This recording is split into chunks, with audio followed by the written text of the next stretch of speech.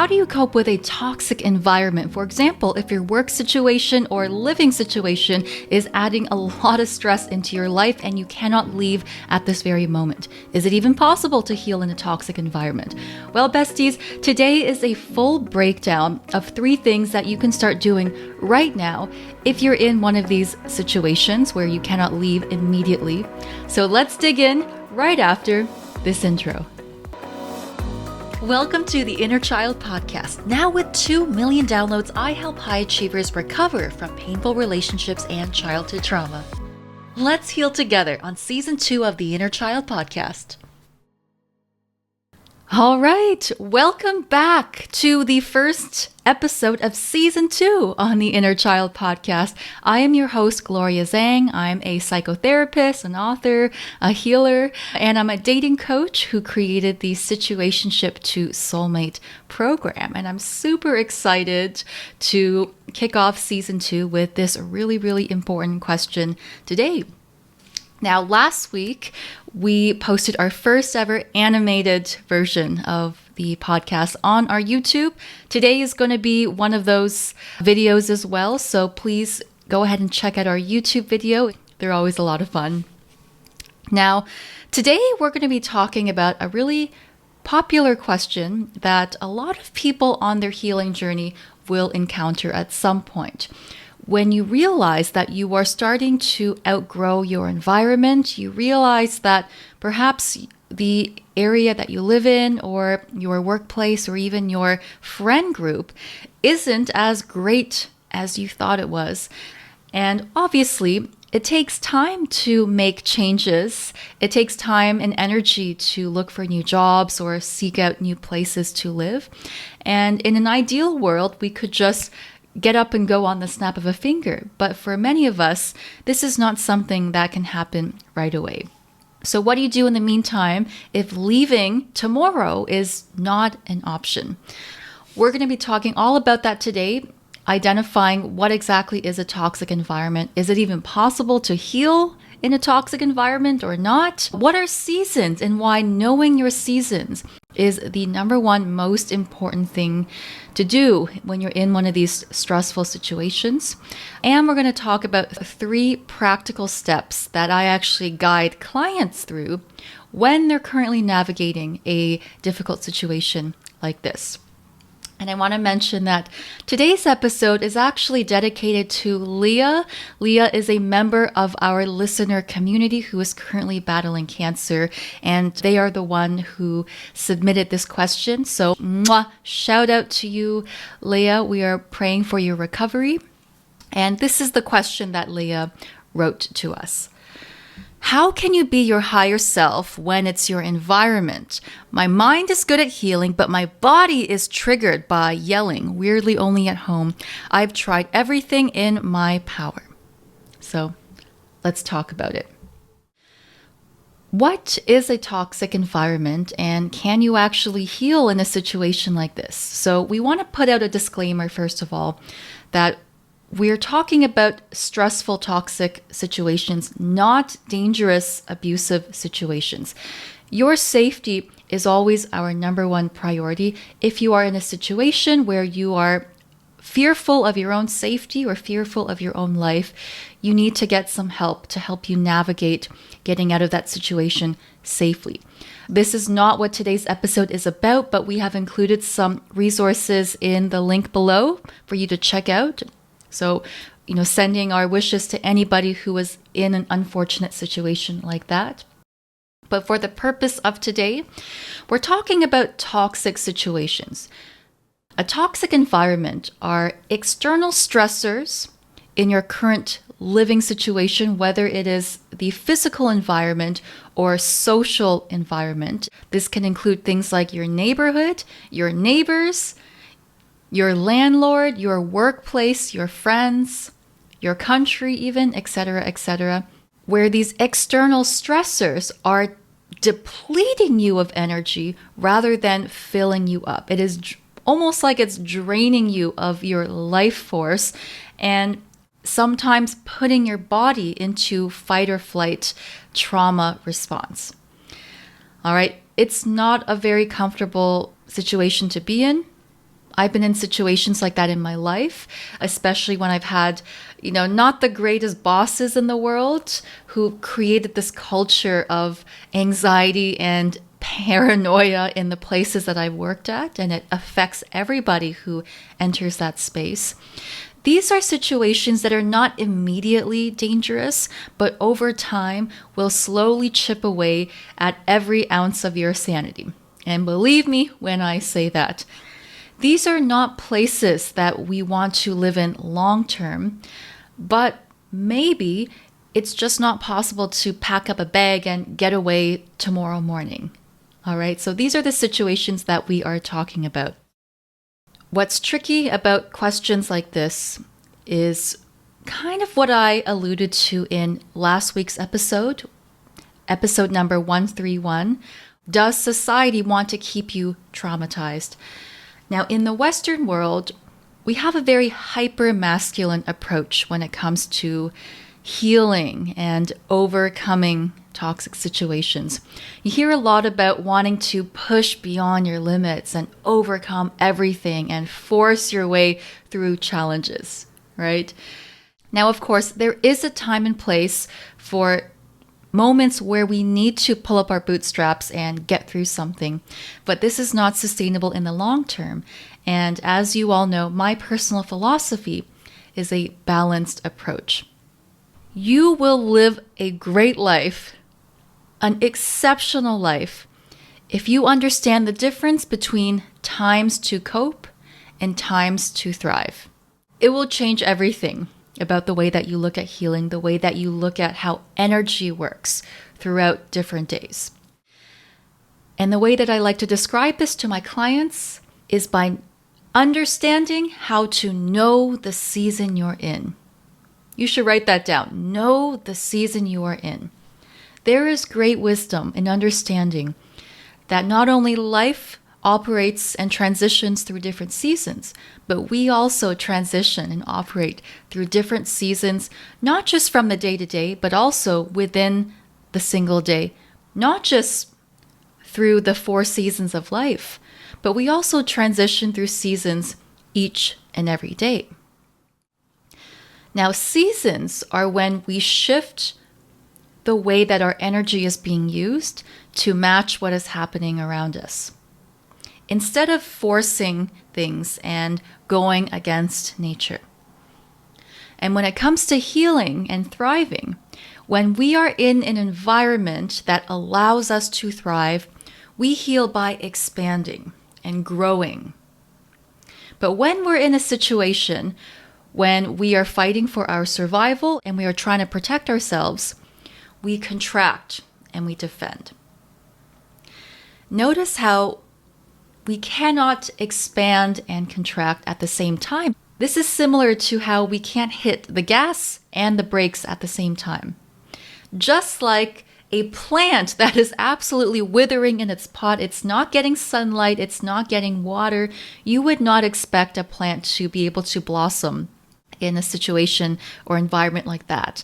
The most that a withering plant can do is hold on to dear life and hope that someone is going to walk across the room with a watering kettle, right? And move it into the sun, put it on a window somewhere. If we understand that plants need adequate nutrition and care in order to thrive, why can't we treat ourselves the same way?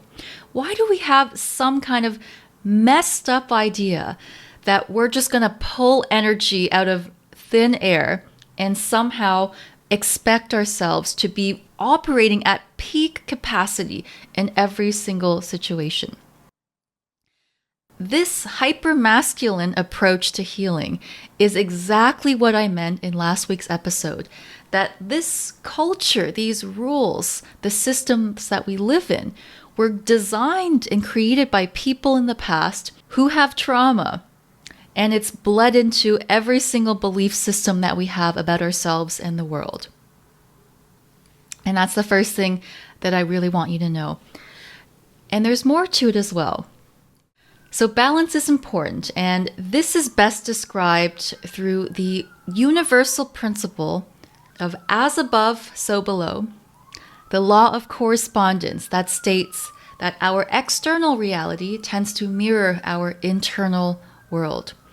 In science, we just know this as the laws of equilibrium, right? That there is a balance that needs to be maintained.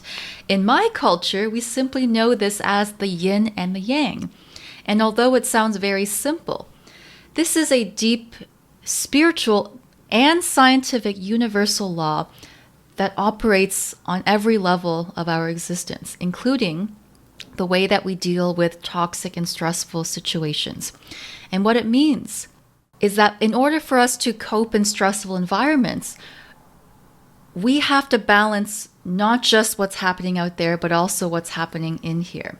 And that this is a bi-directional relationship, which means that your environment will affect you, but the things that you do deliberately and intentionally will also affect the environment. But the problem is that if you are someone listening to the podcast, obviously the Inner Child podcast, if you have grown up with childhood trauma, you did not have the option of changing your physical external environment when you were a child. I mean, you were only 6 years old. You couldn't just leave, although some of you have experienced running away from home. But for the most part, you were trapped in that environment. And the only thing that you could have done in your power was to use coping mechanisms to deal with the situation. And when you grow up with that mentality of it's us versus them, this mentality and this belief system of I cannot change my environment, therefore I can only cope and pray to God that something works out for me. You carry that mentality into adulthood. And that is why so many people with childhood trauma continue to not leaving their environment. I'm going to use this example from the way that circus animals are treated. One of the ways they train elephants to behave, very sadly in circus environments, is they stick a pole next to the ground and tie the elephant to the pole. And every time they restrain the elephant, they stick that damn pole into the ground. And what happens over time is that you don't have to tie up the elephant anymore. You can just stick that pole in the ground, and the elephant believes that it cannot move. And the reason I'm bringing this up is that if you've been conditioned at a young age that you can't leave your environment, you continue bringing that mentality into your adult life. And so people stay stuck in their hometown. People stay stuck hanging around the wrong type of person. A lot of folks who struggle with addictions find that if they maintain their friendships from when they had addictions, they fall back into old habits. All right. And again, there are situations where we cannot leave immediately, but I just wanted to point this out to you to highlight that there may still be a deeper underlying conditioning that you have around why you can't leave a certain situation, and that this is something to maybe look at. So what we're going to transition into right now is talking about 3 practical things that I do with all my clients if they are in a current situation like this, where we are temporarily stuck in a stressful environment, but we just need to cope with it for the time being until something comes along. All right.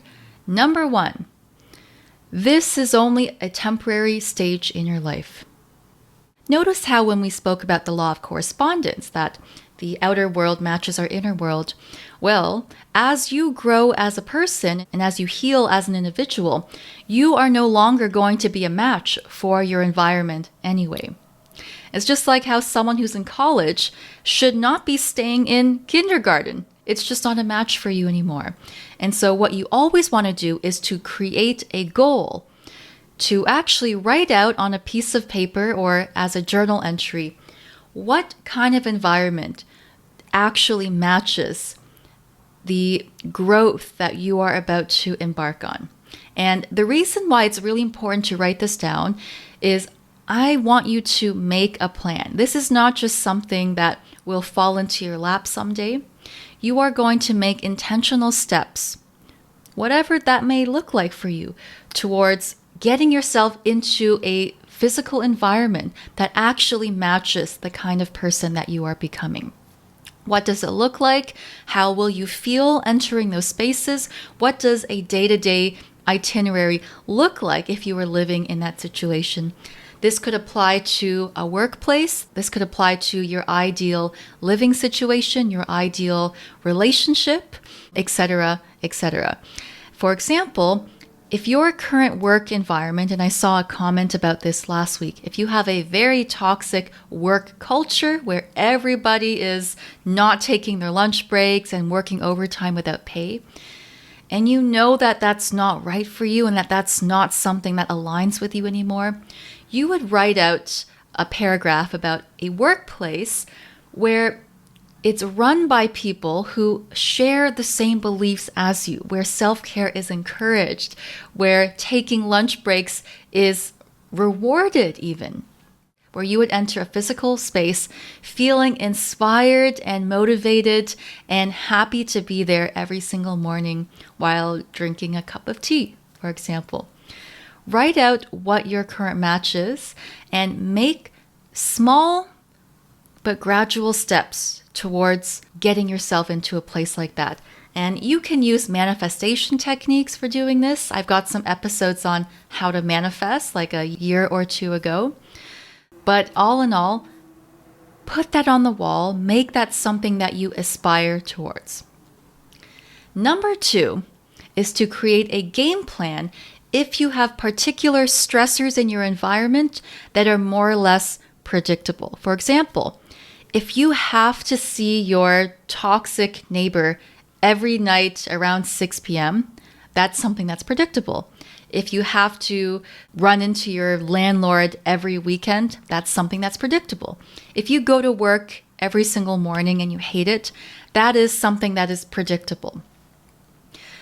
And why that's important is that if you know that something happens on a semi-regular basis, you can create a mental game plan to prepare yourself for dealing with that stressor when it comes up. And here are 2 things that I want you to do. You want to write a game plan note to yourself, and you want to have some sort of grounding or comfort item to take with you during those times.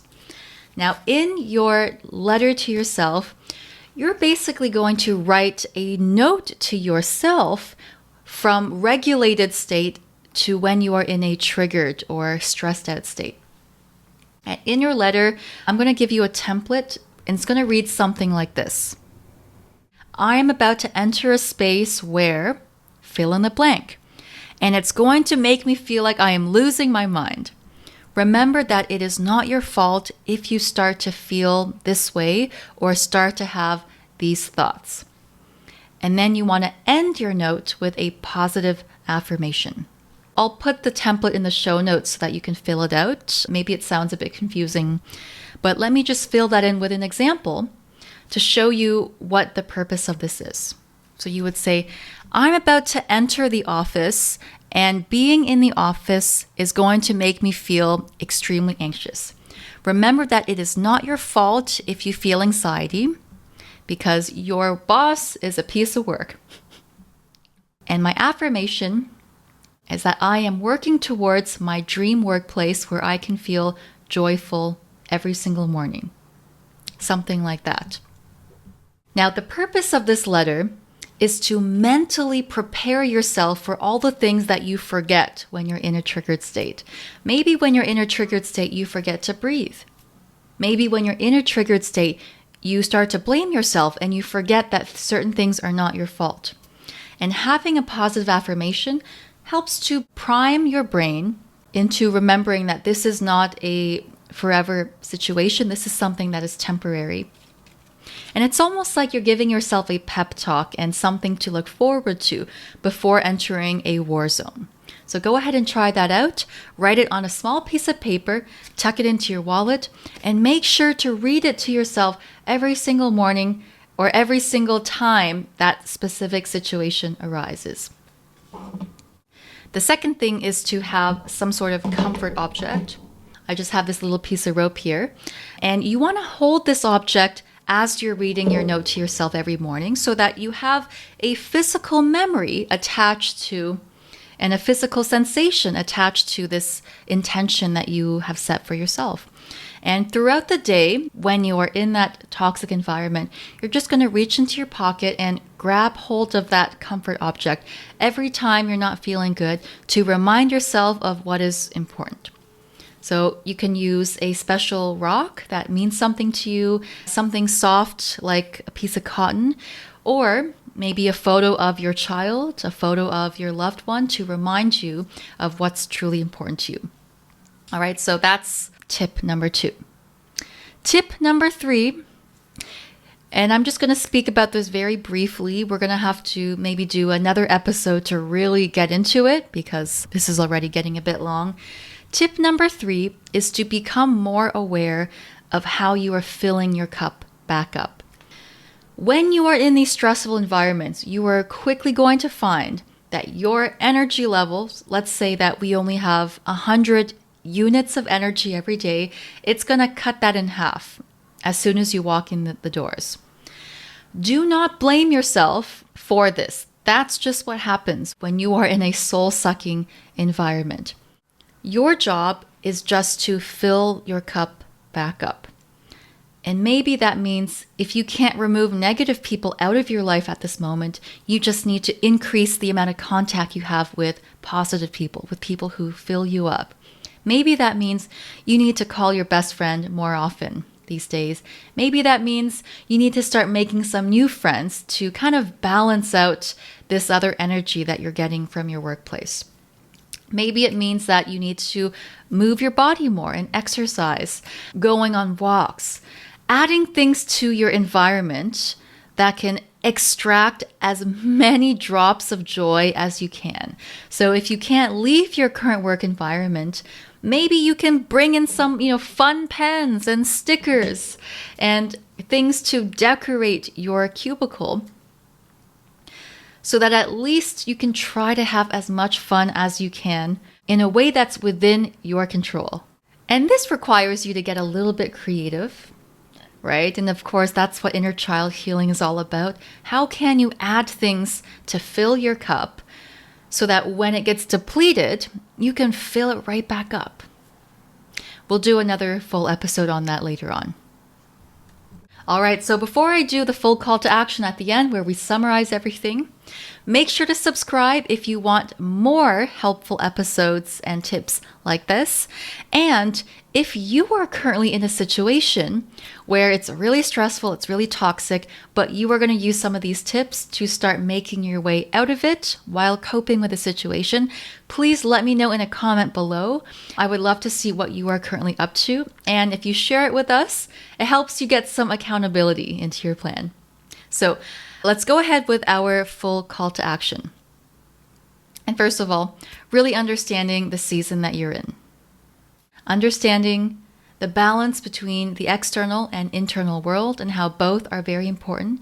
Number 1, you're going to want to set your goals for your new environment that you will slowly and surely aspire and work towards, because you need to have something to be hopeful for and something to start manifesting and calling into your life.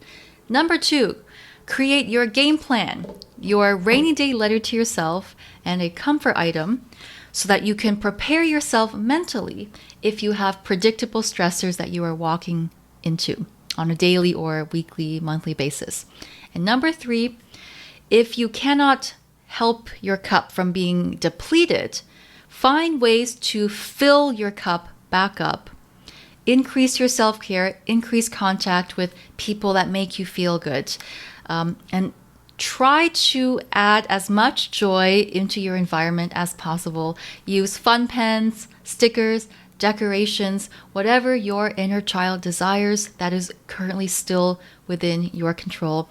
And the last thing that I want to add in as kind of a disclaimer, number 2, is that sometimes you have to just make a move before you are ready. And I talked about this in a previous episode. Sometimes your environment, the external stuff, is so overpowering that there's not much that you can do to cope in that situation. All right.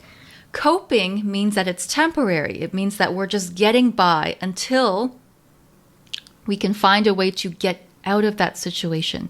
And I want you to remember that healing is not about becoming a robot. It's not about becoming a superhuman who is magically immune to every single type of trigger in the world. If you don't feel any sort of emotional reaction to triggers, you're not healed. You're dead, or you're a robot. Humans still have feelings, and there is great wisdom in knowing how to balance your environment to match your internal state and vice versa. Please remember that. When I was living in my home environment, living with my parents, I found that even if I made a 6-month plan to save up all this money to move out, I was so stressed and I had this constant brain fog just from being in that environment because all my energy was being spent on defending myself from that environment that I could not even execute this plan that I had come up with. And so it was actually costing me more time and more money to stay in that environment. And what I had to do was just find a place and get the heck out of there with maybe a couple of months of saving. The reason I want to point this out is that some people may disagree with me and think that this is a very foolish plan, that it was setting me up for a failure. But let me tell you this. The minute I got out of that environment and I was in my own apartment, it was like the fog had lifted. Suddenly, I had all this energy that was free now because I wasn't constantly defending myself in that war zone. Suddenly I had all this creativity, all of this motivation that I could then apply to finding a way to make this work. Okay, now I live with my partner and I've been on my own ever since. And the reason I want to highlight this is that if the coping is still not working, use that feedback as information that perhaps there is too much happening on the external world, that the internal world can't counteract it. And so sometimes it is okay to start before you're ready. Again, that could be a whole other topic, but it's really important for me to say. So with that being said, let me know in the comments what you are going to do to take proactive steps towards helping your current situation. I love you all very much. Have a beautiful day and an abundant life. I'll see you in the next one. Mwah.